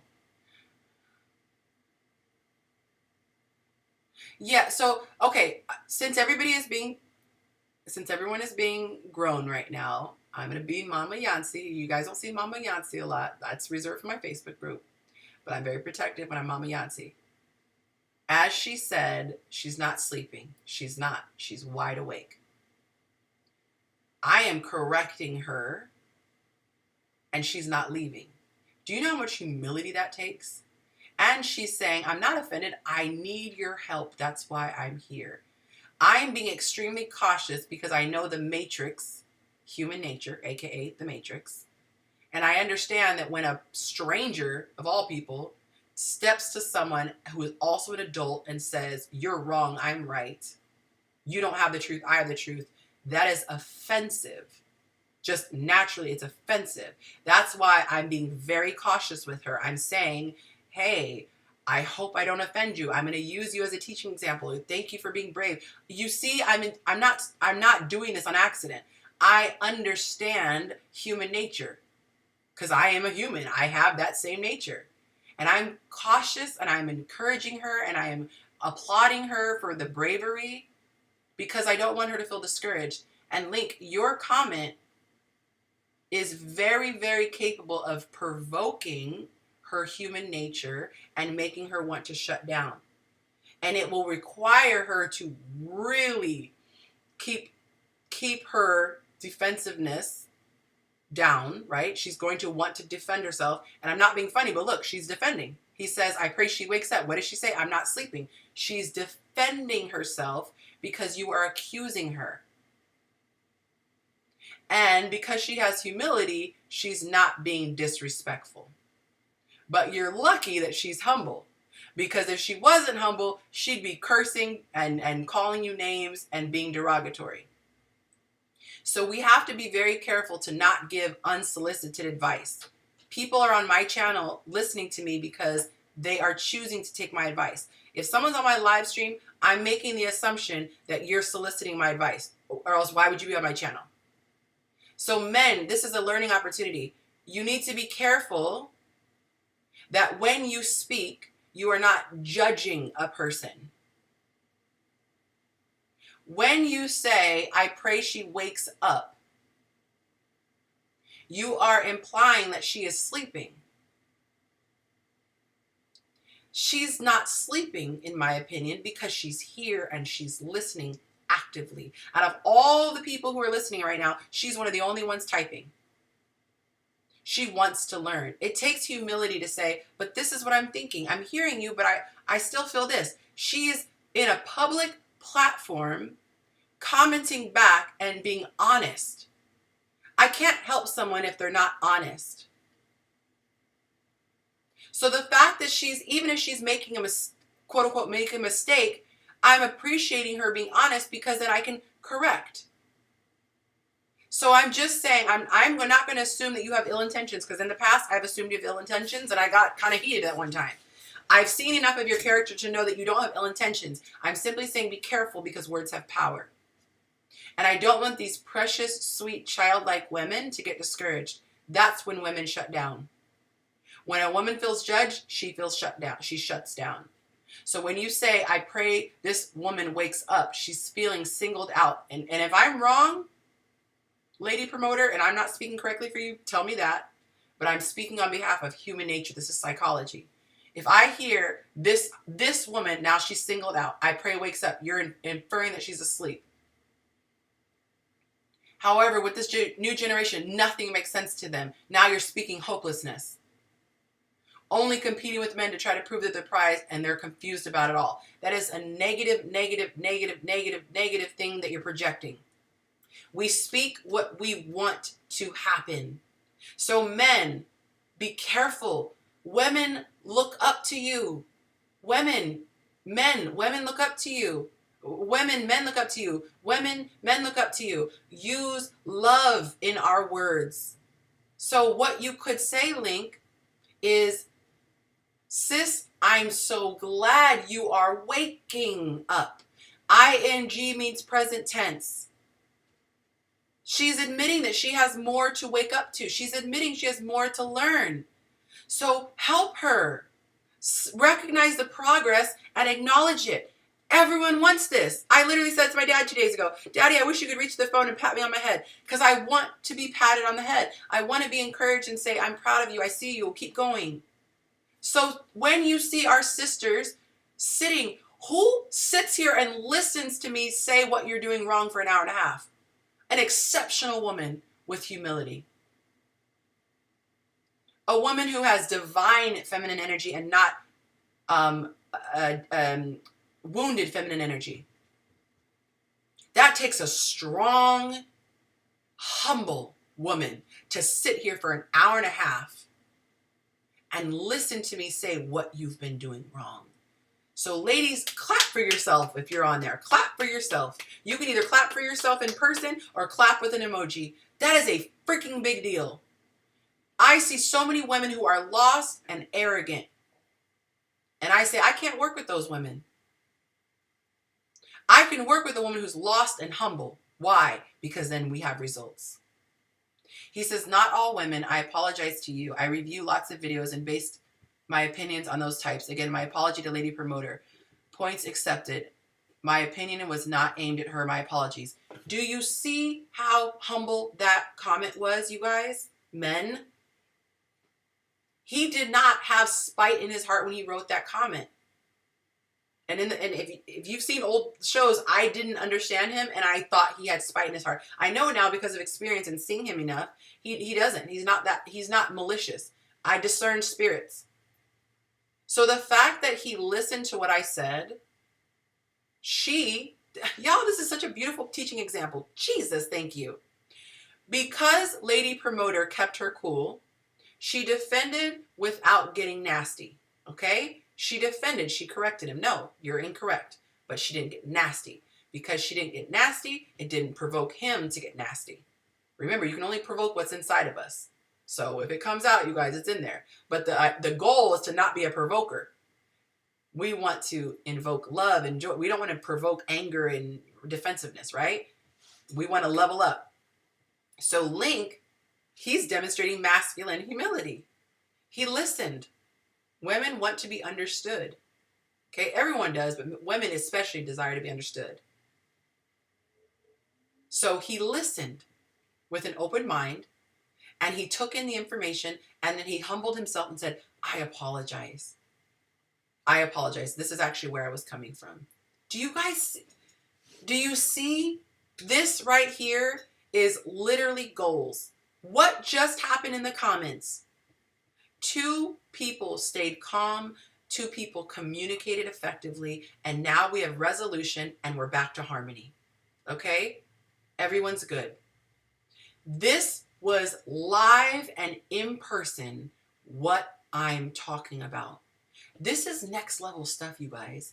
And I'm going to come up with a code for our community so we can have like a little wink. You know, they say in certain communities, like there's hand gestures or things like that. I'm going to come up with a code that's like wink, wink. So we can see the woke people. I can't use woke because woke has been used in another community. But the people who are waking up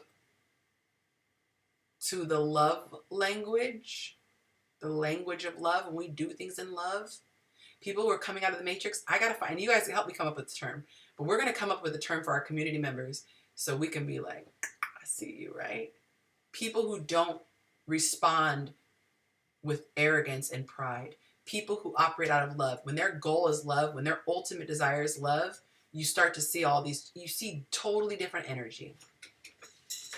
So be on the lookout, you guys. When you're operating in a spirit of love, you're going to start to be awoke, right? You're going to wake up.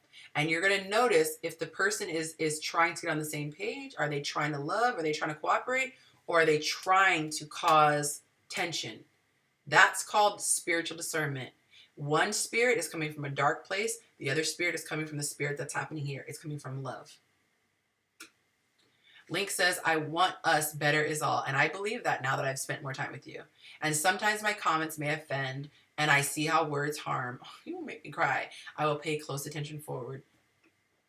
Goodbye. Good night. My work is done. Thank you. You guys make me so proud. This is why I do what I do. I will go to the ends of the earth if it means that one person is enlightened. Why? Why do I care? Because I was not enlightened and I jumped off the cliff. But God. The devil wanted me to crash and burn. Oh, I love that. I love that. I love that. Now you're really going to make me cry. Goosebumps all up and down my arms. Don't shake your head, my love.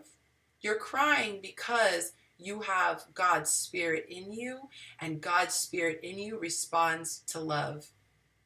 And Link just touched you, and I just touched you. So don't feel shame about the tears. Those tears are tears of relief. There's pain. There is wounded feminine energy inside of you. And this healing is taking that wounded energy out. And your crying releases that toxicity. It's scientifically proven that toxins are released through crying. So my love, your crying is your superpower in this moment. Let it out. Feel how good that love feels. And let those warm tears fall, because that is that energy being released that does not serve you. Divine feminine energy releases what doesn't serve her, and she lets it go. And she doesn't fight. She just lets it go. Let it go. And look at that. She said, it's okay, Link. Do you see this love? This is like crack for me. That's not crack. Wait, what is crack? Crack? How do you do crack? I don't know how to do crack. How do you do crack? Do you shoot up crack? Sniff crack? I don't know. No, that's cocaine. However you do crack, we'll do that gesture, okay? I get high off of love. I get high off of this. I lost my train of thought because that just made me so happy. But when you are seeking out your mate, okay, discern spirits, because mistakes will happen. But when you discern, I want your radar. Is this person leading with pride, or is he leading with love? If you smell pride, run. Stranger danger. Stranger danger. He's not a member of our love community. Stranger danger. If he leads with love and does something like what Link did, you can pass round one. All right, sir. He still has a lot more to prove. You pass round one. Oh, thank you. That's what I was going to say. Yes, but God. Thank you. Thank you. The enemy. Oh, Jesus. Am I okay on time? You guys, screw it. You guys can log off if you don't want to, right? If you don't want to listen. But I'm going to close with my testimony. The enemy tried to take me out. He robbed me of a lot of joy growing up, because even though I was such a joyful kid, I would skip and sing. And my mom said you wouldn't run, you would skip, and you wouldn't laugh, you would squeal. You're such a joyful child. And I've always felt happy and joyful. But he tried to, and successfully, robbed me of a portion of my joy. And darn it, that was mine. But he robbed me of a little bit of my gift from God, because A spirit of desperation was on me. I was so desperate for the love of a man, I could not fully enjoy life. I'll give you a perfect example. I was gifted an all expense paid trip to Europe, 6 weeks. $0. Didn't have to pay for anything. Didn't have to pay for my flight. Didn't have to pay for my clothes that I wore there. Didn't have to pay for my food. Literally didn't have to do anything. I was actually invited to bring anyone in with me that I wanted, as long as it was a woman. Couldn't get any women to come because they were like, well, 6 weeks is a long time to be away from my job. So no woman went with me, right? But I was so desperate for a man's company that I could not enjoy the trip 100%. I'm in Paris like, oh, this would be so much better if he was with a man and it was romantic. I'm in Italy. Oh, this is such a beautiful city, but I wish I was sitting here eating some pasta with the man I love. I'm in Germany. This is really cool, but I wish I had a guy. Like, everywhere was guy. And I'm in between trips paying all this money, because this is back in the day in the 90s. I'm paying all this money to try to go to an internet cafe to hope to get an email from a toxic guy that I was talking to. I was robbed so many times left and right because I had such a spirit of desperation. I couldn't wait until I was old enough to get married and have babies and finally achieve the dream that the Matrix sold me. Because the Matrix sells different dreams, and that was one of the dreams that I bought. I went to the concession stand. I'll buy that dream. Okay. I went to the vending machine. I'll take that dream of the white picket fence and the romance dream, the rom-com dream for $500, Alex. Thank you. That desperation rushed me into marriage before I developed and matured. But thank God I was with a person who was extremely mature. He was 14 and a half years older than me, so cool. Like I said, over 6 feet tall, great shape, handsome, wise. He was that guy that everyone was like, damn, I want to be him. And every chick was like, I wish I had him. Okay? He was that guy. Basketball player, higher than a 4.0 GPA in college, full ride scholarship, left home at 17 because he was so freaking brilliant. Like, this man is like a unicorn. Okay? We should have gone to the NBA, didn't for political reasons. Talented beyond talented. Wise. I call him my Solomon. If y'all know the scripture, you know why I say Solomon. He was my Solomon. But because I did not have information and intelligence, I did not know. Nope. I take that back. I had all the intelligence. It was poured into me. So let me tell the truth, shame the devil, now that I realize it. I had no willpower. And what's worse is when you know what to do and you just can't do it.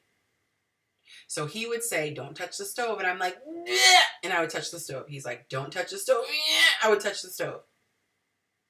So he's like, these are all the things I need to be really happy. And I'm like, okay, cool. That's totally realistic. That's totally like, it's not asking a lot. This is perfect. And then I actually got into it, never wondering, have you ever exercised the self-discipline to be able to do things that are not fun? The minute he asked me, the minute it came time to actually make good on my promise, I was like, cleaning house, that's not fun. Cooking dinner every night, that's not fun. Getting up and taking care of paying bills and dealing with the vendors and all of our staff that helped us to run the house, that's not fun. The minute something wasn't fun, I didn't do it. You have one person busting their tail doing everything that they said they would do, and the other person's like, it's not fun. I'll go do something else. I'll watch TV. That's not fun. That's not fun. That's not fun. Well, guess what happens over time? This person's like, bro. They're like the person who does all the work in the project, but then everyone gets the A, and it's like, you did nothing. Resentment starts to grow. Frustration starts to grow. So he naturally isn't like, because why? I'm like totally being a brat. I'm being a self-centered brat. And I had an attitude on top of it. I was not like Lady Promoter. Oh, I had an attitude of defensiveness. Why? Because when you're doing something wrong, you hate to be called out when you're not prepared to do anything about it. So it's easier to just get mad and get mad at the person who's calling you out than to be like, you're right, I'm an asshole. Let me change. Because why? If you admit that you know you're doing something wrong, but you don't change, it's like, what the? So he finally realized what I realized. I can't control myself. I'm in love with the person. I know exactly what to do to keep him happy, but I can't control myself. So I ended up checking myself into a mental institution because I was going crazy. I drove my car over a cliff. I knew it was a cliff. I saw every warning sign as I passed by. And it was like my foot just went down and accelerated. And as I get closer to I'm like, I see the danger, but my foot was like shaking and it's just pushing down the gas pedal. And as I'm flying over the cliff, I'm like, whoa! I left him, okay? He didn't leave me. After all that, he didn't leave me. And he never put his hands on me. He never cheated on me that I know of. Like, I don't know that he slept with any other. I drove the car off of the cliff voluntarily. But I was compelled. I was under control of something else. There's no other explanation. God would not compel me to do that. So either God's compelling you or the other force is. Read into that. And that force was so excited thinking that I finally did it. Because when I became suicidal, that entity, we won't even honor him with using his name, he thought he got me to take myself out. Because the Bible says that entity is coming to either steal, kill, or destroy. He wants to steal the gifts that God has given for you. You are the rightful heir. He wants to steal them from you. He wants to kill your body. And if he can kill your body when you're away from God, he knows he can steal your soul. That's why he tries so hard to kill, because whatever happens in the earth on this side of heaven is permanent. So if you're currently separated from God and he can kill your body, now you're permanently separated from God. So God tries everything he can do to get you to come to him on your own before you naturally die, because you're going to naturally die. Everyone naturally dies. So you want to hurry up and come, get close to God before you naturally die, because whatever happens after your natural death, that becomes permanent.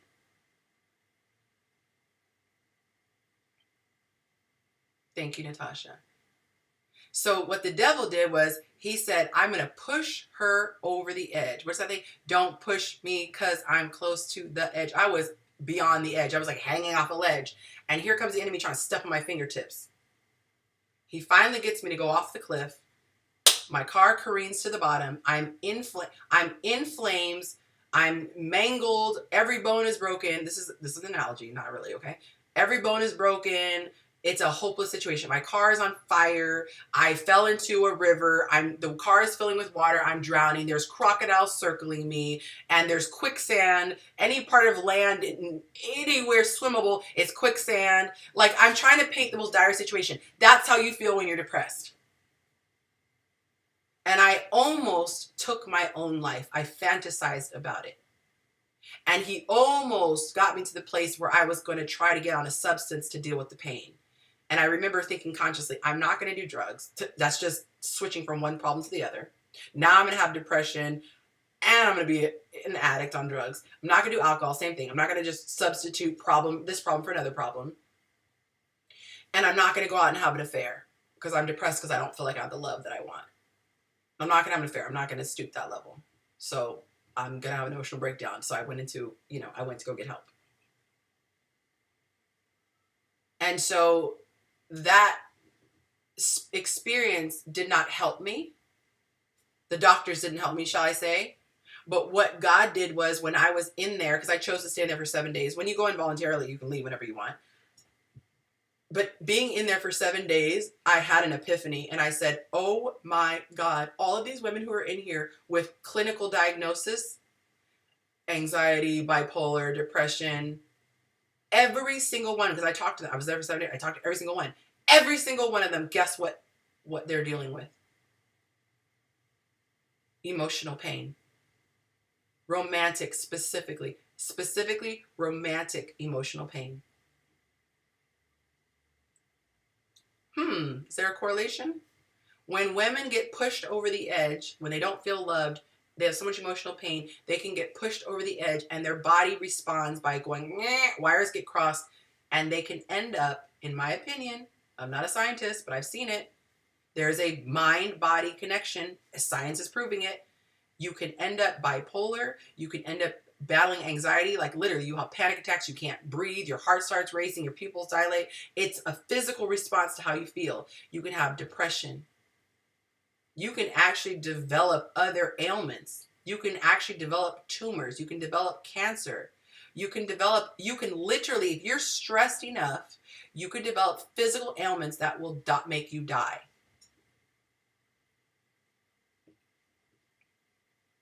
So if that entity can get you to physically die, and you die before you've had an encounter with God that changes everything about you, now you permanently are separated from God. That is what hell is. Permanent separation from God. You think you have agony now because you don't have enough love in your life? Imagine being completely separated from love. God is love.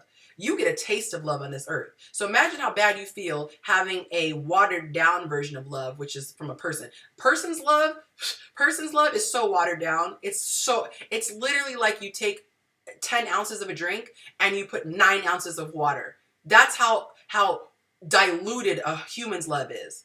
So if you're hurting so bad you're willing to commit suicide over a human's love, imagine what the devastation would be if you had the full love and you were separated from that. That is what hell is. Hell is not about shame, shame, shame, you did the wrong thing. No! Hell is separation from God.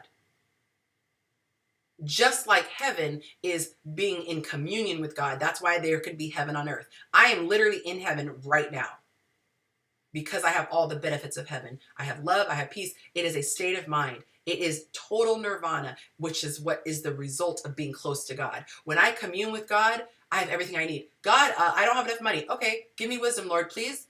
Boom, he gives me wisdom. Write this thing, make this course, sell this product. Oh, okay, cool. Well, Lord, I don't know how to do email campaigns. Don't worry, I'll just supernaturally send someone to you. Bloop. This is real life, you guys. People hit me up. Yancy, can I give you free information? Okay. Can I give you this free information? Okay. Hey, I charge $100,000 for this, but I only give it to you for free. Okay. When you've seen what I've seen, when you've experienced what I've experienced, there's nobody can tell me that God is not real. Nobody can tell me that God is not real. When I was depressed and I said, God, I cannot continue with this depression. I cannot continue feeling so unloved or else I will kill myself because I can't take it. And after praying, I suddenly began to, I can't explain it. Whatever that feeling was, because feeling depressed is a feeling, that feeling lifted off of me. Panic attacks stopped. How do you explain that? The only thing that changed was that I prayed. I started spending time with God and reading his word and then studying and meditating on what he said. I spoke to God. He spoke back to me through his word. I meditated on what he said. I spoke to God. He spoke back to me through his word. I meditated on what he said. That was the only thing that changed. If you're a scientist and you have a hypothesis, you only change one factor to see if it's true. I'm in a state of hell. I got closer to God. I began to live in heaven. You can't pay me to tell me that God is not. He's too real. He answers my prayers. So whatever he is, he's real. Something out there is answering my prayers. And every single thing in the book that is ascribed to him saying this is his words, everything has made me win when I read that book. So whatever you want to call him, I don't care. Whatever you want to call his love letter to us, I don't care. It's working. And I'm begging the people watching this who are sticking around now 2 hours into this, If you are not happy, that is because you are too far from the source of all joy. If you are anxious, it's because you're too far from the source of all peace. If you're too broke, it's because you are too far from the source of all wealth. If you are too confused, it's because you're too far from the source of all wisdom. Get close to the source and he will supply all your needs. He said, my God shall supply all your needs according to his riches and glory. But he also says, set your affection on things above. He also says, delight yourself in the Lord and he'll give you the desires of your heart. God will begin to change you. And suddenly you will have a craving for all things good. You will suddenly have willpower. You will suddenly be peaceful. You will suddenly have love. You will suddenly have humility. You will suddenly be patient when you weren't otherwise. You will suddenly extend grace when you never did before. Someone does something like, turn the cheek. Because why? You're in such a state of bliss that you begin to change. When you recognize how much you've been forgiven, you're like, it's nothing to forgive. He just forgave $1,000 debt. You want me to forgive your dollar? What? I need to remember your dollar. Bye. Yeah. Forgiveness is not, I'm holy and therefore I forgive. No, you naturally do when you have excess. That's why I love Lisa Nichols' saucer analogy. She said that abundance is your teacup. Saucer is abundance. The saucer collects the abundance. Melissa, were you the one who was my scribe last night? I think, or last time. I was trying to remember your name. I couldn't remember. I was like, Stephanie? I think it was Melissa. She was awesome. Okay? So, cup and saucer. The cup, this is your needs. My God shall supply all of your needs. Okay? So he supplies your needs, but he doesn't stop there. He said, I'm going to do exceedingly, abundantly, above all that you can ask or think. Okay? I wish I had a bucket to collect. He just keeps pouring. He just keeps pouring. You're like, God, I only have an 8-ounce cup. You just gave me 20. I don't care. I keep going. Okay. Which no one stops God when he's blessing you, right? He's like, did it 8 ounces? Here's 20 ounces. Here's 45 ounces. Here's 100 ounces. Here's 1,000 ounces. Here's 1,000,000 ounces. Here's 1,000,000,000 ounces. Here's 100,000,000 billion ounces. And triple that. Really, God? That's what no. Quadruple that. Whoa! I can't even calculate. He's like, yep. Now you're starting to get a taste of what I'm about to give to you, and you can't even imagine the number high enough. Trillion, zillion. Your brain can't. You're gonna hurt yourself if you even try to imagine the blessings that God has for you. And when He gives you so much, you try to even hold what's in the bottom, right? In the saucer. You try to contain what's in the saucer because you're like, well, when this runs out, maybe I can pour it. He gives you so much, it becomes ridiculous. Now it's just pouring all over the floor. Now you're just like, oh my goodness, there's just so much here. So when someone comes along like this, oh, my cup is empty. You're like, girl, let me just get. You can't wait to give because you're like, I can't hold all of it. There's so much here. And then that person is like, oh my word, you're so generous. You're like, honey, you're helping me because I can't even take it. It's just too good. It's just too much. That's how I feel. Sometimes my chest almost physically hurts because there's so much love inside bursting out of me. And I just want to give. I just want to give. I just want to give. And I praise God that my daughter is the same spirit because about 45 times a day we hug. About 45 times a day we kiss. We just kiss and kiss and kiss and kiss and kiss. And we say, I love you, I love you, I love you. Till we're blue in the face. Because we just have so much. We just have to get it out.